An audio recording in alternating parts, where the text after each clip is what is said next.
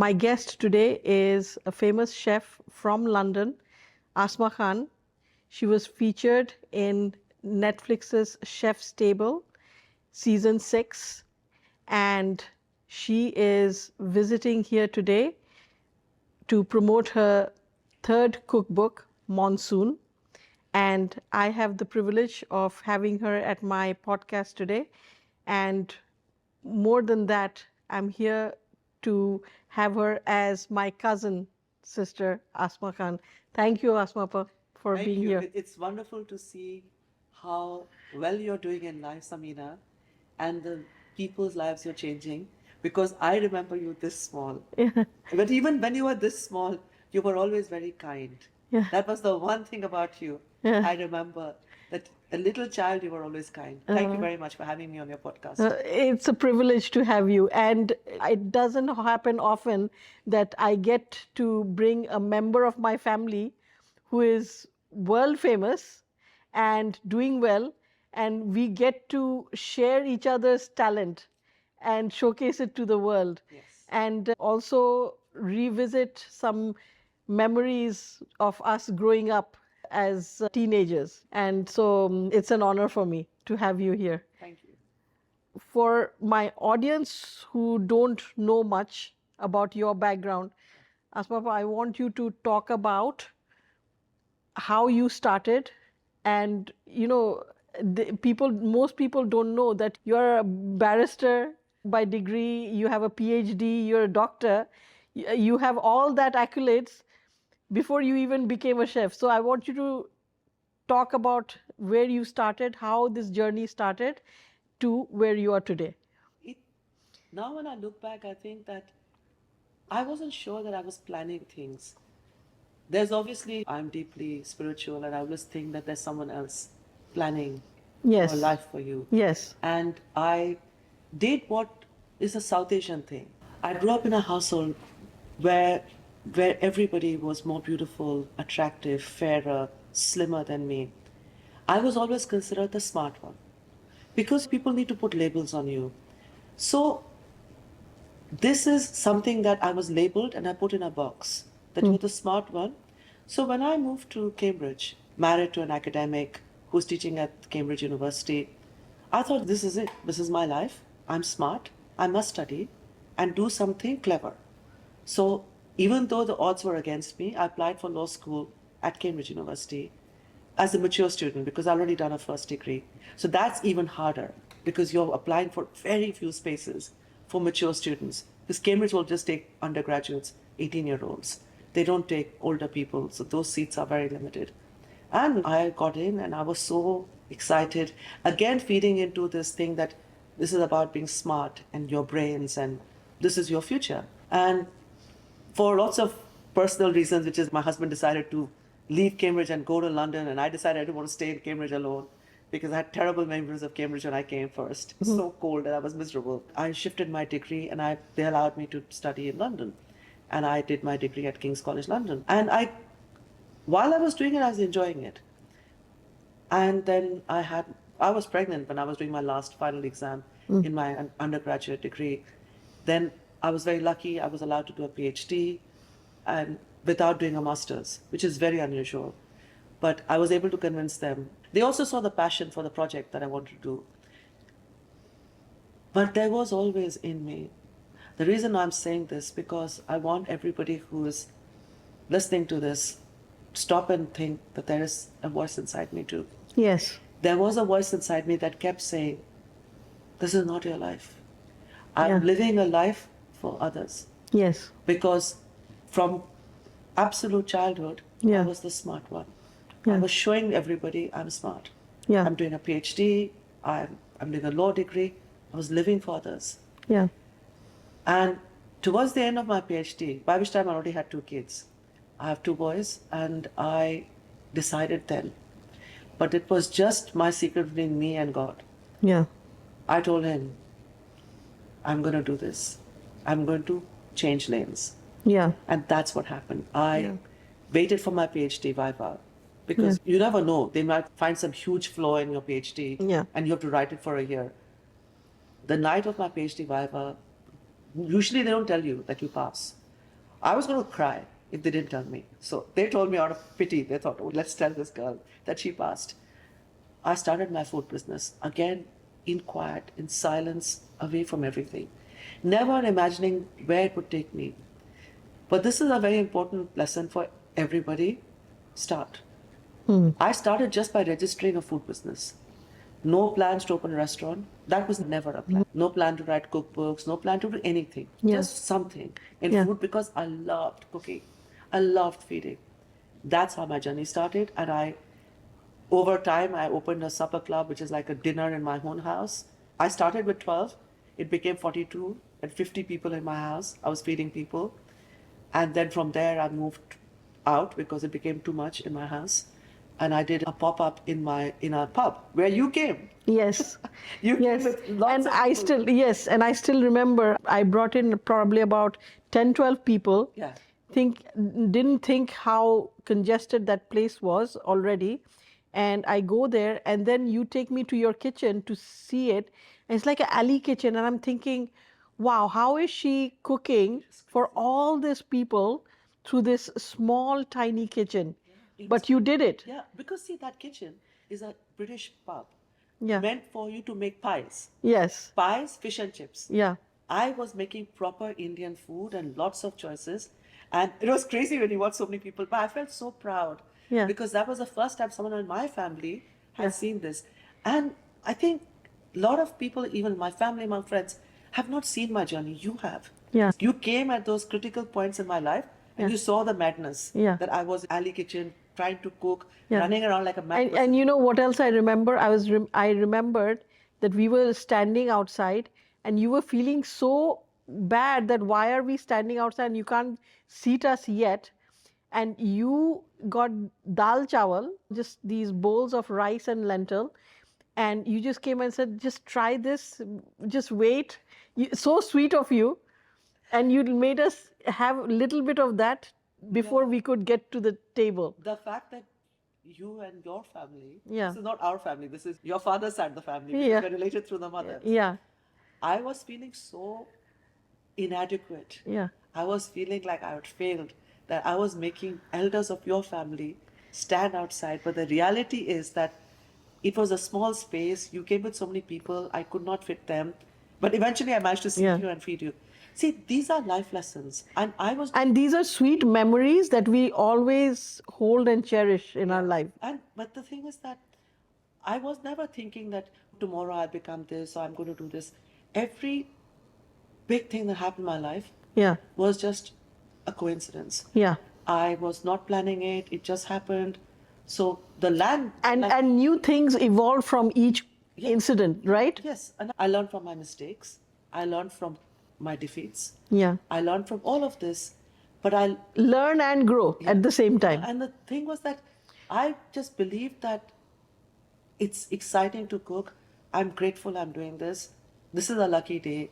Even the days where a lot of things went wrong, I still felt optimistic that I got a chance to do something I love. And gratefulness has been the backbone of my. There you go. That you hit the point. Yeah. Right there. So irrespective of even when like I was struggling with small kitchen and all kinds of things went wrong. Yeah. I would always be grateful at the end of the day that today was okay. Something good happened. Yeah. A lot of bad things may have happened as well, but Yeah. I focus on the good thing. See, the thing is, the passion is so strong that the little hurdles of life that you face and you also overcome, it only makes you stronger and have more courage to grow with it. Yeah.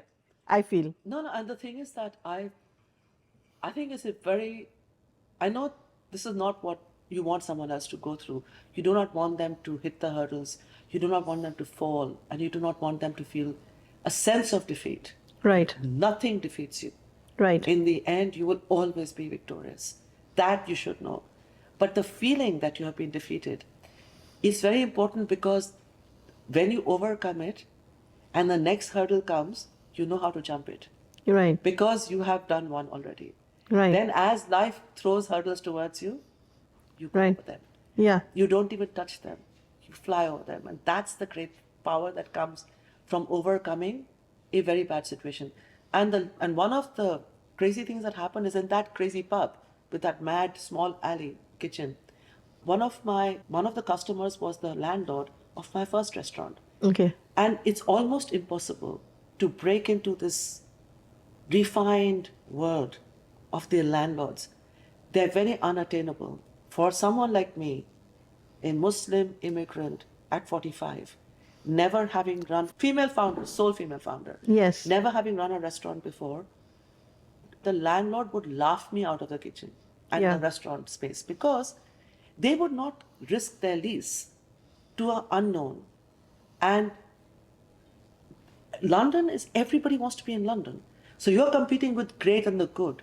Those that have got a restaurant in Paris and Dubai or wherever, they are established. New York, LA, yeah. Yeah, so they are going to come in.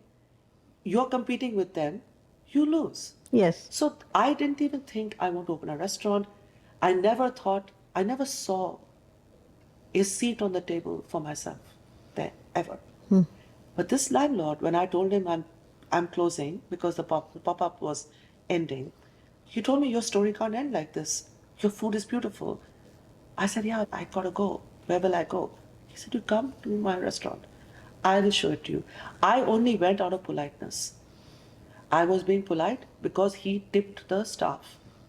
Unlike America where everyone gets tipped, because there's a service charge, people don't give Yeah. any extra money to the Yeah, staff. yeah. He always tipped a little extra for the staff. And I thought, this is a nice man, let me go. When I walked in, something hit me so hard, I couldn't breathe. I suddenly felt in that space the aromas of our family food, Yeah. the food that you and I both know. I actually felt there, I was like, this food has been cooked in this space. I heard voices of people eating. And above all of that, I heard Qawwali. Yeah. I don't know why. This combination of aromas of our food, people eating, and Qawwali, I suddenly felt this is my calling. Yeah. I'm going to get this. I'm going to apply. I had to compete with 55 people, 55 really big restaurateurs in London because this place had one magic thing. So I was convinced I was going to get it, even though I had to compete with 55 people. But I just want to say this one very short thing of how I got it. I knew that I was not going to be as good as everybody else because they were going to talk money. This is a very interesting lease because it is a percentage of the turnover. In Soho, it's almost impossible to get. This is all fixed rent. This is a percentage of your turnover. They need you to explain your business plan to them. I didn't understand how to do it. I didn't understand profit and loss. I didn't know how to use an Excel sheet. I could not do PowerPoint. I didn't know how to do it. I did a PhD, but I didn't do a PowerPoint, so I had no idea. Everybody went there with PowerPoints and beautiful images of people eating, their figures. I was dead. And I realized that this is where I'm going to get crushed. I'm going to fall. But then I realized that I can do one thing because I dropped in. So I canceled the lunch for the board of the landlord because I knew the people there. And I said, I'll bring lunch. And in 1 hour, my team of women made lunch. And we turned up to do my presentation with food. People can't talk much if they're eating. Yeah. So that was one thing, that I'll shut up some people. They'll not ask me questions. Yeah. And the other thing is I thought that they will then see in the passion in the eyes of the women, in my explaining what the prawn malai curry is, what pani puri is, and in Which samosa. you don't get in a regular Indian store, even though Indian restaurant rather, where in a country where India is like Yeah, it's popular, but they make the popular, weird food. but they make the typical tikka masala or the Yeah. butter chicken and everything. So- You don't find that in your No, restaurant. so I realized that this is it. So I served food. I talked about the food. And except for one person who gave me a really hard time, he kept asking me about the financials, which I couldn't even explain because I didn't understand it. Someone had written it for me what Yeah. to say, but I couldn't do it. But I told him, I said, because you think I cannot explain my financials, I'm Rajput. Our honor is everything. I will not fail. I will be so successful. But that's just my word. If you understood who I come from, a warrior tribe. We're Barguja Rajput, so we're the oldest, my father's family, the oldest warrior tribe. I said, for us, our word is like gold. I tell you I'll be successful. I cannot show you how. You have to give me the lease. And that's how I ended. I got up, I took all the food, I started walking, the door opened, he was still standing. I told other girls, he's not going to sit for a while, because he was so stunned at what I'd said. Sometimes when you're stuck, play your most powerful arrow at that point to pierce the heart. Because when you cannot get through the mind and you cannot get through all the logic and explaining things, go for the heart and the emotion. That's what I did. I realized I was not going to get the lease because he was the CFO.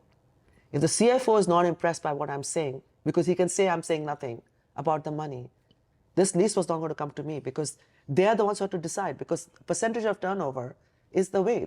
They're looking for a good lease. Yeah. So they want to make sure that the person they're giving the lease for, that to a 10-year lease, will deliver the money. I went home and no one called. I went to India, and then the landlord called me and said, are you standing next to your mother? I said, yes. He said, tell your mother I got the lease. Oh, so amazing. I cried so much because they understood what family was. All of them English, all of them not understanding.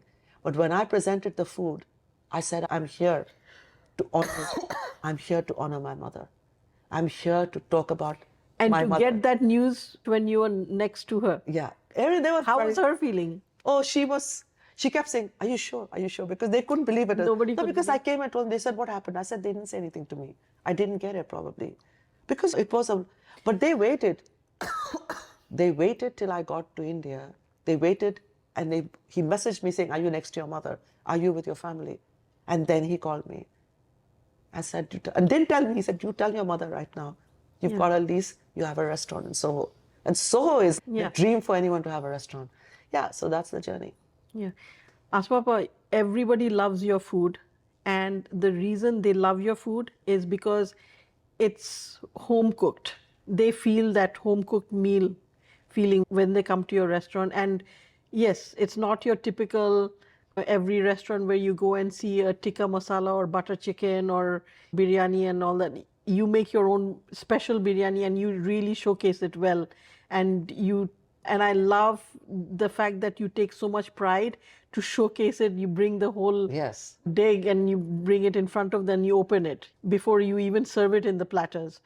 But you know what most people don't know, and which I'm so proud to tell the world today, is what you do for women empowerment. You know, the little things that you travel the world and you help women in different countries and to help them get empowered. And you even started with all the women in your kitchen. There, first of all, you have an all women kitchen, and every woman in your kitchen is a second daughter. Yes. Which made a lot of sense at that time to showcase to the world. And then that grew into helping women in other cultures, other countries get empowered through food. Yes. And food is such a powerful way of bringing in these women and getting them empowered.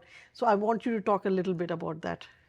I And I think this is where your calling was. Yes, Honestly. yes. And I feel that's where your calling really started. When I opened my restaurant and I saw the transformation of the women in my team, many of them coming from very tough lives. Yeah. Physical, sexual, emotional challenges. Yeah. And broken in many ways. This, in the kitchen, we all healed. Yeah. We all, our deep wounds Yeah. were filled. Yeah.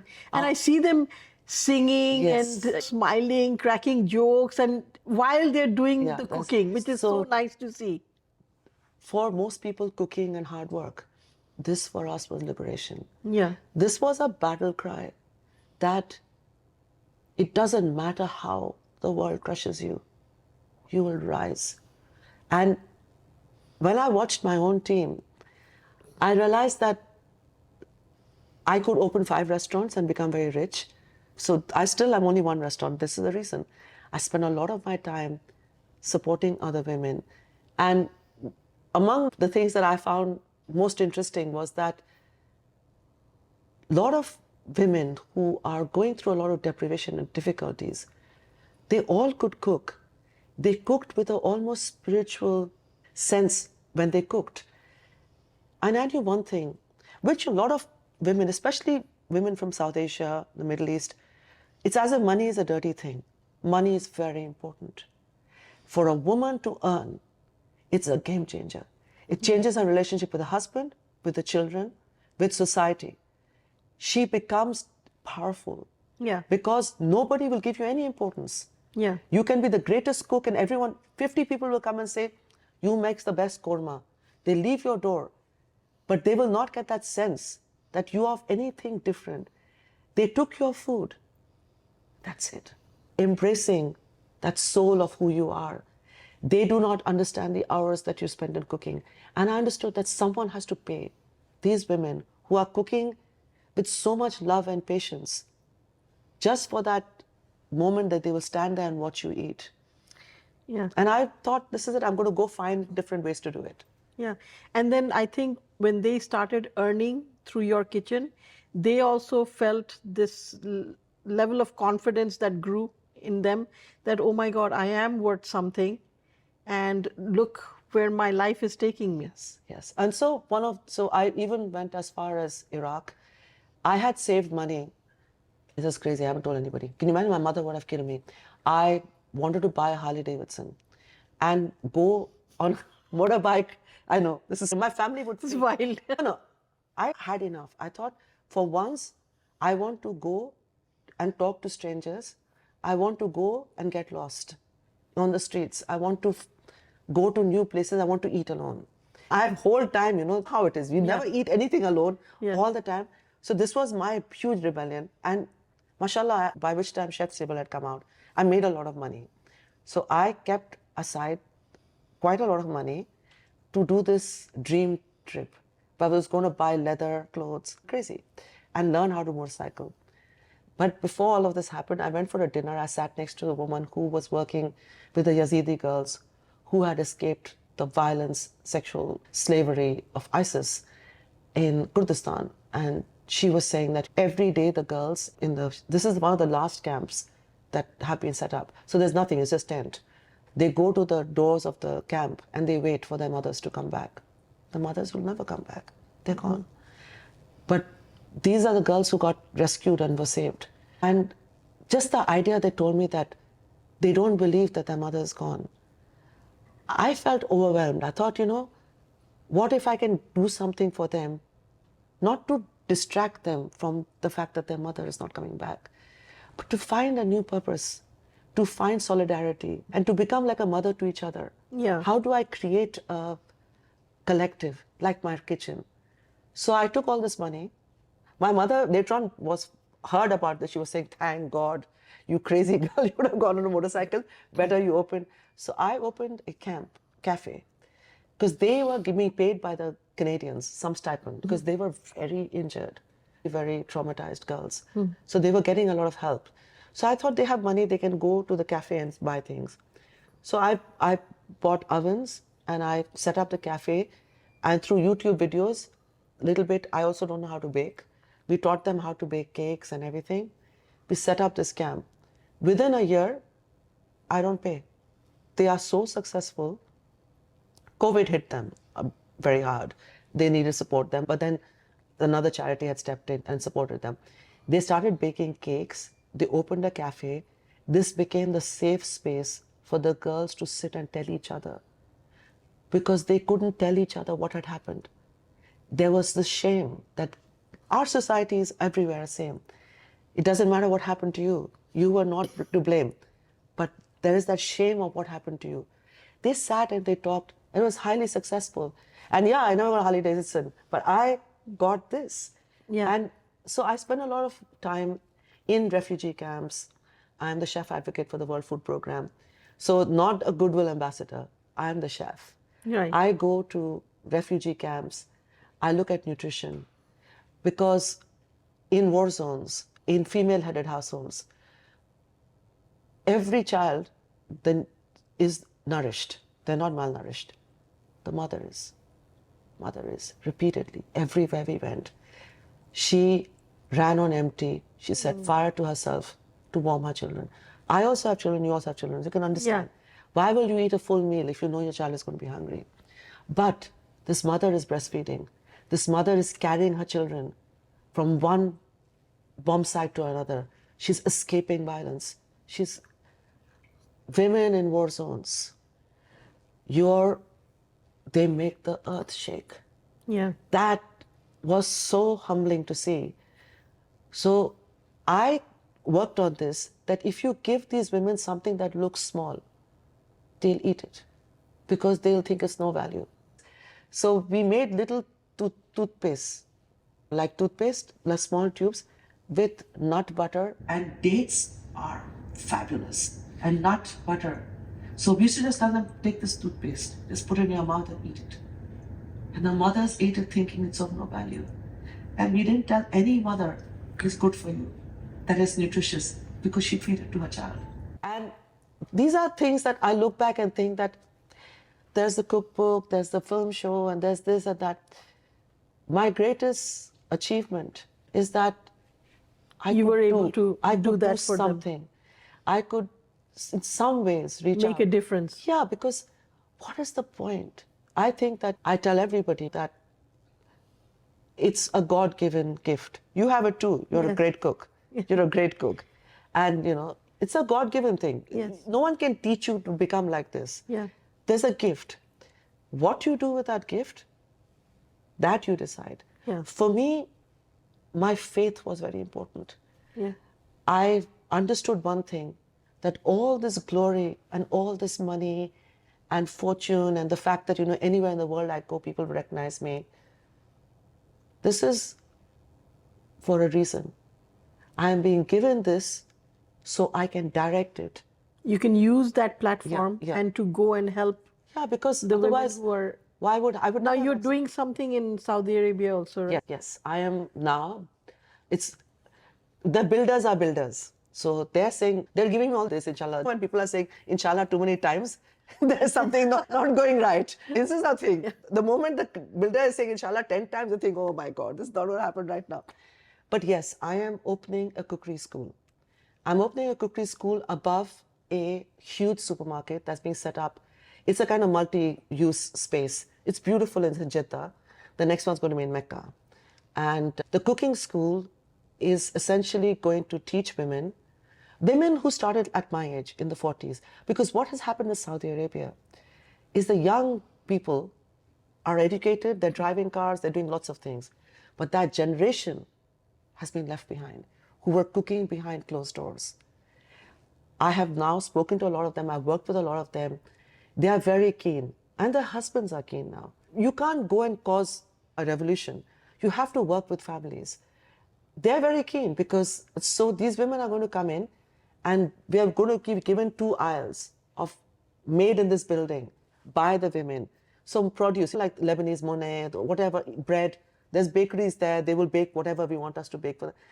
It's going to be really exciting. So it's going to give these women a chance to become professional bakers, food chefs, whatever they want. And the person who's doing this, mashallah, has a lot of money and has said, I want to support this. So the fees is going to be less. We will get every kind of background of women and also be able to support their ambition.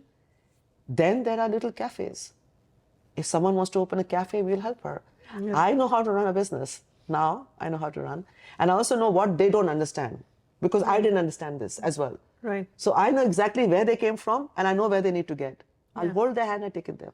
Right. So we're going to open, so they're giving us space, rent-free, to have little cafes, have pop-ups. So these women, once they learn whatever they're making, they can sell the produce. And I think it's going to be amazing. And Saudi Arabia is one, and the next one is Morocco after that, where we're still talking about opening. Yeah. Because I think that there is also the advantage that I come from the same culture in some ways. Yeah. I'm Muslim. I also understand family, I understand patriarchy. lifestyle. I understand patriarchy, don't like it, but I understand this thing of all the men will eat first. All of this that you and I both understand. We Right. recognize it, we know Yeah. this is uncomfortable. Yeah. But I cannot sit here and give you a lecture that this is very wrong, because it's hard. Our culture is what it is.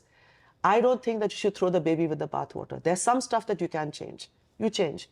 Slowly we will change. But for sure what we will change, the girls who will come after us, the girls who are not born yet, what you are doing with your work, We are paving the path yes, for them. for them. As long as you understand that, I am sowing a harvest I will never see. I will never reap. That harvest will happen when I'm gone. Girls will come and they will be all powerful. There'll be women who will be creating businesses. There'll be women who will create an empire, sell houses, do stuff. Yeah. But this is what really you should do. I think that you don't go to your grave with anything. You go to your grave empty-handed. And I tell everybody, I need to only afford my coffin. That's all. So all the money I make, I use for interesting things. My accountant hates me. He was like, Asma, why are you like this? At least one day, you will pay the tax. I said, yes, I'll pay the tax. But then after that, it gives me pleasure to know that I can break someone's chains. Otherwise, I'm not free. Yeah. If I see someone in chains, Yeah. I cannot breathe, I cannot live. Yeah. It And when you destroys wake me. up in the morning, when you say that I'm grateful, we are grateful because these are opportunities that God doesn't give just anybody. Yes. He's only chosen a few. Yes. And I think that... And you being one of them, of course, you feel that gratefulness, right? Yes, and that I think I important. asked God to give me, help people, and He gave me opportunities. Yeah. I don't think I'm anything exceptional. I think that I just was given the pathway to help others. There's this poem by Rabindranath Tagore, Akla Chalo Re. I love Yeah, it. yeah. But that last verse, where there's the storm and this person is thing, and that poem is, oh, unfortunate one.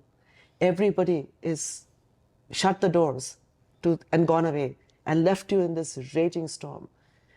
And what is the most powerful thing is, then set fire to your ribs with the lightning so that everybody can see your bloodied footprints on the thorn and you show them the path. Yeah. That's what you and I are both doing. Yeah. We are setting fire to our ribs so others know where to go. Yeah. It's not, and Samina, I also know that we don't talk about this, but I know that it's a tough, lonely journey. Yeah. You may have teams around you, you may have whatever, but at the end of the day, you are alone.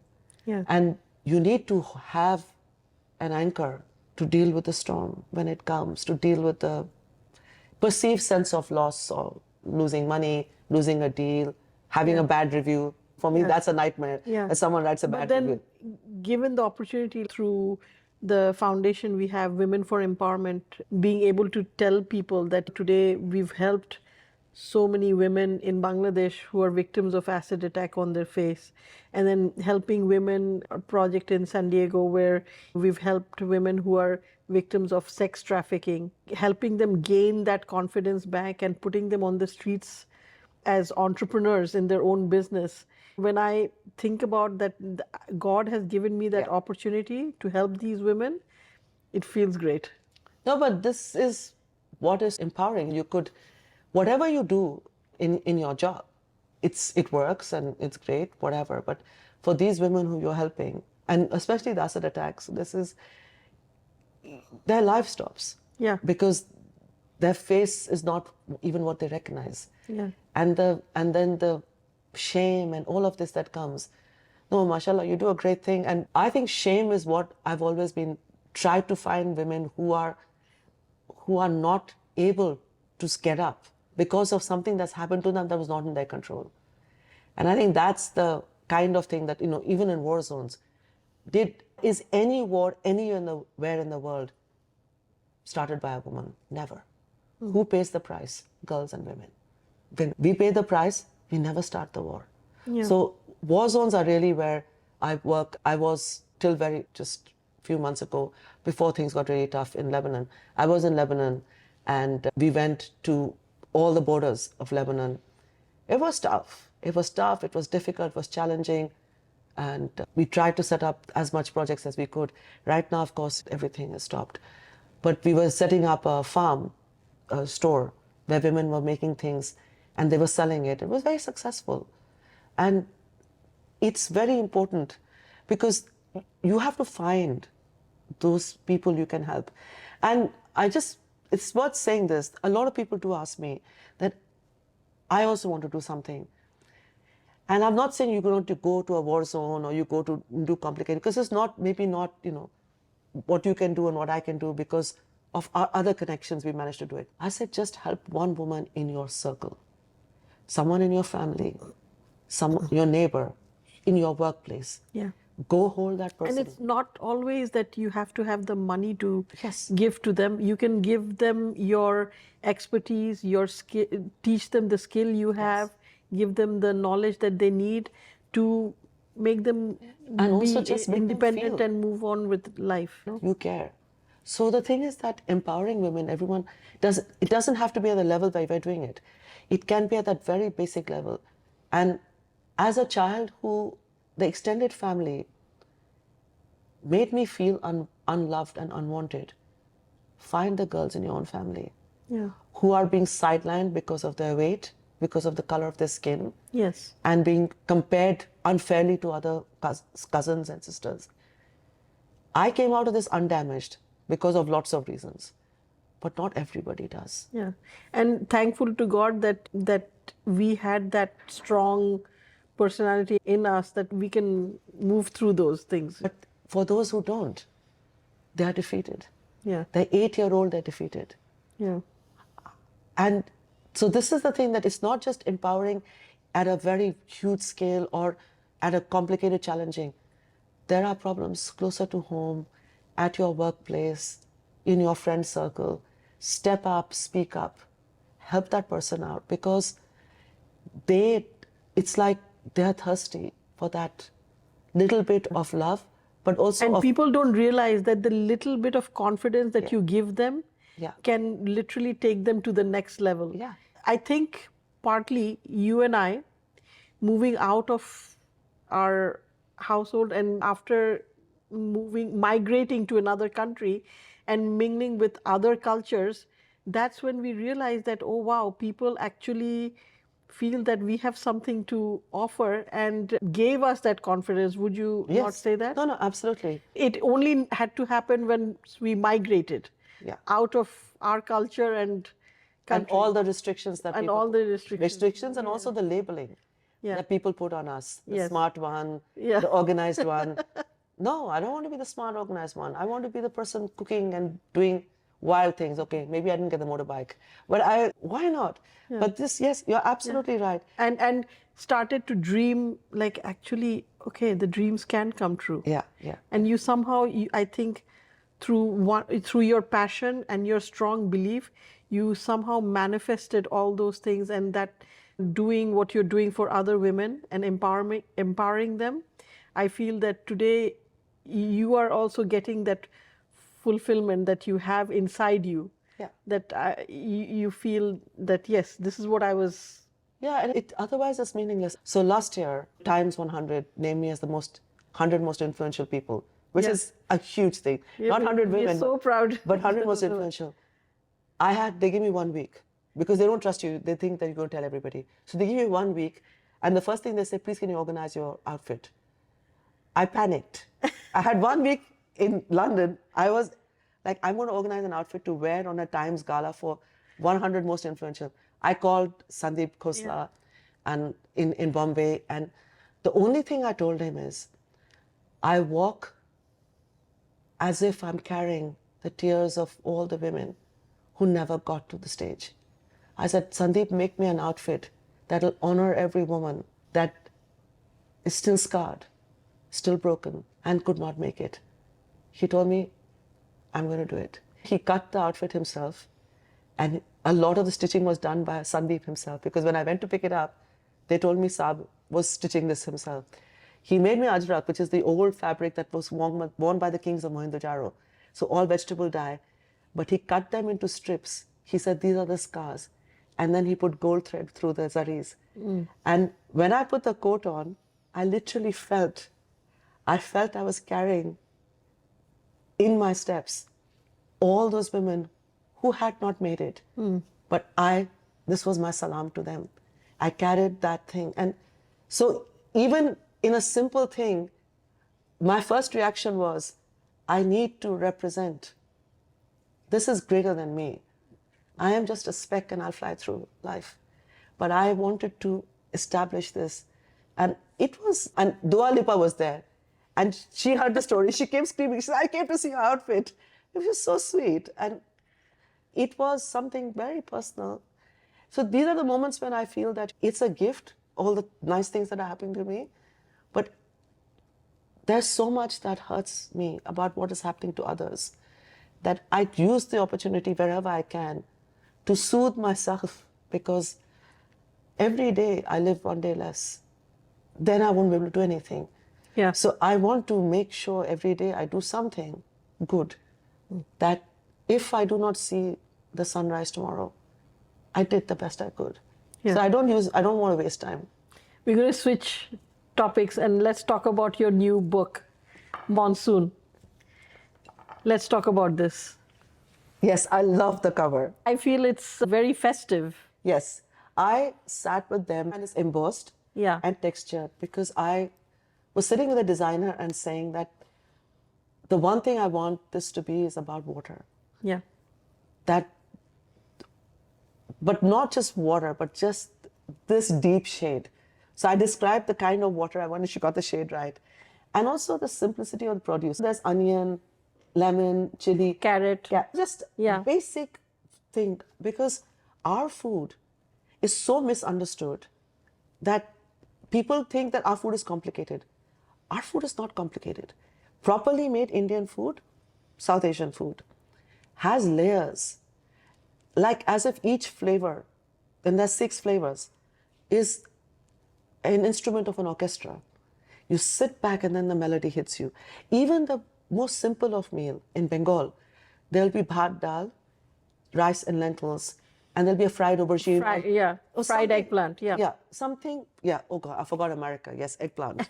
Not aubergine, just in case you don't know what it's called. But the combination of flavors and textures, this is what makes our food so beautiful. Yeah. We don't have this tradition of meat and 2 veg, or a bowl of pasta, or a bowl of risotto where every bite is the same. Yeah. It's crazy. Yeah. Flavors, your palate in Ayurveda is divided into 6 different sections, from sweet, sour, umami, tangy, astringent, all of that.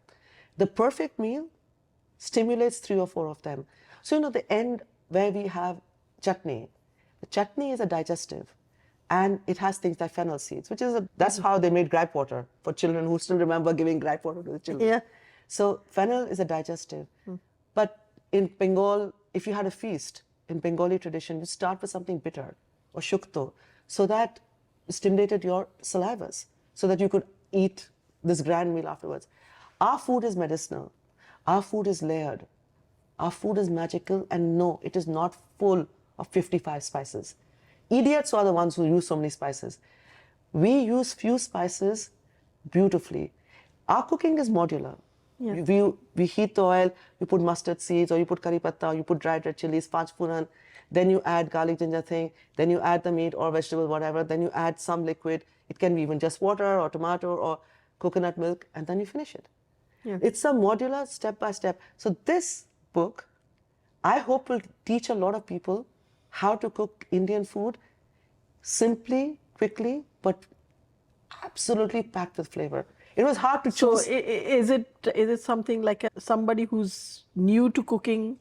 No, someone new to cooking will learn a lot, because I'm trying, the first few pages I actually explain to you how to use water, how to use heat when you're cooking. But someone who's an accomplished cook, whether it's South Asian food or not, will find recipes here, which is a watermelon curry made in Rajasthan. You know this food very well, but Indians don't. I've got biye bari roast. Yeah. Bangladeshi I have gate crashed every wedding in Bangladesh. I am not invited, but now people recognize me, I can't go. Yeah. But because they know I haven't been invited. I used to go to Bangladesh and say, who's going to a wedding, please take me. Best biryani, best this biye bari roast. So there's food here that is really delightful, new, interesting, irrespective. So I have Srikhand here. Gujaratis, everybody will know Srikhand. A lot of other people, even outside India, don't know. But in India, people don't make it. So just teaching people how to make Srikhand. But the simple things, Pati Shapta. So Yeah. I'm literally trying to pick things that are interesting, exciting, and 2-3 kinds of parathas. I make a pulao with orange. That was made in my father's family in all the weddings. Beautiful flavor. And imagine an orange infused pulao. How well it goes with all the meats. This combination. And then this book, I combine things. I tell you, you cook this with this, cook with this. So not just about flavors, but also I But think what dish goes with what? what goes the pairings. Yeah, the pairings. But also, I'm thinking logically that you are a domestic kitchen. Yeah. So you can't. I cannot tell you 5 things to make in the oven. I cannot. I presume you do not have a grill. I'm not going to ask you to go and barbecue and put charcoal and all this. You are a normal person, okay? You're not going to be. But I think our food now, even to the American palate, they want to start exploring it more. And it's nice to see that you get to teach them that this is a dish, and if you want to make this for your friends, you pair it with this. Yes. So then they also learn to eat the palate that. Yes, because otherwise they can't figure out. They don't. And so it took me the longest time is to pair the dishes. Then we shot them together as well, so that people could see this is what your food looks like. Because we don't have just one dish. Yeah, they're now slowly, that the culture here, they're exploring the spices and the flavors and the layers of flavors that go into each dish. Yeah, and people travel. Like you said, that I remember you were saying it at one of your cooking classes, that you layer the flavors. Yes. You layer. And that's every what flavor. makes it so wonderful. Also, in the East, food was medicinal Yeah. before it was anything else. Yeah. And there is a lot of goodness from how you get the most out of turmeric, the use of kalonji, which is onion seed, black seed. There's so much data now Yeah. about how good it is for your health. The thali thing came actually from our culture, the thali. Yes. No other culture has a thali. No. You know, the pairings of the different And we mix food and with match. the main rice course or bread. That thali system came from our cuisine. Yes, basically. and I think that it's... And what you and I, we were discussing today, that now all these fusion restaurants have come in and they reduce it to just one dish. I hate this tapas style food. My grandmother is dead, but she would die again. If she saw food being 1-inch food in 4-inch plate, no rice, no roti, oh my God, my dadi would be dead. Because really, why are you doing this? You must be so insecure about your own tradition, your own culture, your own food, that to come up with this. And the other thing is that all this Indian fine dining, Yeah. and they're all friends of mine. I hope they'll understand I'm not taking pot shots at them. I know it sounds like I am. Why are you making the food look French? You are dissecting the food, you're giving the gravy in a... Which person has ever seen our food where the gravy is in a jug and the food is separate? Like a dry piece of meat and they will pour it on top. Why? And the thing is that if I want to eat edible flowers and micro herbs, I'll go to the garden and I will chew on the grass. I'm not going to sit in a restaurant and get a plate, because I tell everybody, my skin is brown, my food is brown. Please do not cover it with flowers. Doesn't change the whole story. Give me flavor. Give me beautiful, give me stories. Yeah. Tell me about your mother. Tell me about your grandmother. We are not telling stories. Instead, we are just hiding with flowers. Do you have stories? Yes, yes. That's the part I love. Your food comes with a story that you tell. And that's what I enjoy about There your is a yellow cookbooks. curry recipe. Yes. There was huge confusion because who originated it, why it happened. I'm pretty sure your yellow curry recipe is very different than my yellow curry Yes. recipe. Even though we are from the same family, and it's derived from the same side of the family. But I named but the origin. I think yours is a little slightly different than mine. It will be because everyone made it themselves. But big problem was, who is the person who made it first? The Bara Nanas are all fighting. Eventually, I went to Mona Chacha and he told me, I said, he's the authority. Yeah. Because he's the oldest of the whole family. You tell me who made this first. I named her. Okay. I named her the book because I thought, I'm not going to risk it. This is because I don't want the whole family, like you will say, this one is different. Yeah. I'm just saying this is her recipe and everybody tweaked it. Yeah. So that's it. And I know that the first, everyone's going to tell me, mine is slightly different. Yes, thank God it's different. You are different. Why should it taste the same? Yeah.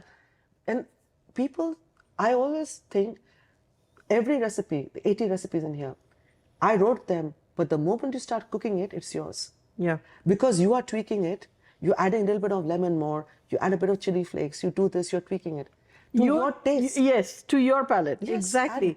so I tell everybody, buy my book, this becomes yours. This is not my recipes anymore. Do not think that, and when people write, I cooked your recipe, I said, no, this is your recipe. You cooked it. Because there's a joy in being able to twist and turn, and you should be able to do it. But please do not do this 1-inch food on 4-inch plane. That's a terrible thing. Don't And make it so separate much. your gravies. No, this I can't. Separate your gravies and then fill it with all kinds of rubbish and foam and smoke coming out. I don't want drama. If I want drama, I'll watch it. I do not want it on my plate. Don't do drama. But it's, I don't know, this is what has happened. Fine dining Indian food, everyone is the same. And this chocolate samosa, I'll cry. My samosa should have proper aloo, matar, gobi inside it. Why have you put chocolate in or keema. Yeah, but why put chocolate inside it? Yeah. This is the kind of thing that kind of irritates me. Halwa cigar. Arey ma, please. I struggle with this. Because then those people who can afford to go for fine dining will think this is Indian food. When I opened my restaurant, I'll never forget, one man came and told me, what kind of dal is this? Why is your dal not black? I said, hello, my dal is yellow because most people in India eat yellow dal. He was fighting with me. You don't know how to cook. And he said, you've done something to it. The black dal has become yellow. I was thinking, wow. So zero knowledge, but completely sure of his thing. But why not? Poor guy, every Indian restaurant he went to, they gave him the Kali dal. So he came here and said, you don't know how to cook. He didn't taste the maki dal. No. So he said, you don't know how to cook. Yeah. I didn't know whether to cry or... We love the tarka dal. No, I didn't know whether to laugh or cry. But he was completely like angry. This is not dal. Because it's not black. That's fabulous. The dal really got him. No, the dal really got him. But I'm grateful that I got a chance to chat to you. And I think we could talk forever. Yes. We will end up talking forever. You and I could talk forever. We could even cook and exchange recipes all day long and have fun doing it at the same time. Yes. Cooking is never a competition. Yeah. And I think open your heart and share recipes. Yeah. I remember last time when you came and you had told me, I asked you that, Asma, would you cook for some of my people? We're going to do a small supper club in my house. And since you're here, we'll try to promote your book and everything. And you said that only in one condition, that you will teach me the Dhaka recipes of kalia, the goat kalia. Yes. And I said that, yes, I'll do that, provided you also cooked. So we both cooked together. And it was so much fun. No, it was fun. I think that we should just... These are memories that we cherish throughout. So looking forward to doing a lot more like that with you, Asma. It's always such a pleasure to have you over. And I hope that God gives both of us more opportunities to make a difference in lives of women who we can empower through our journey. And may God give us that strength also to sustain it. And this is what we'll take to our graves, basically. Absolutely. Thank you so much, Samina. Thank you. Thank you. And it's always a pleasure. Thank you, Asma. Thank you.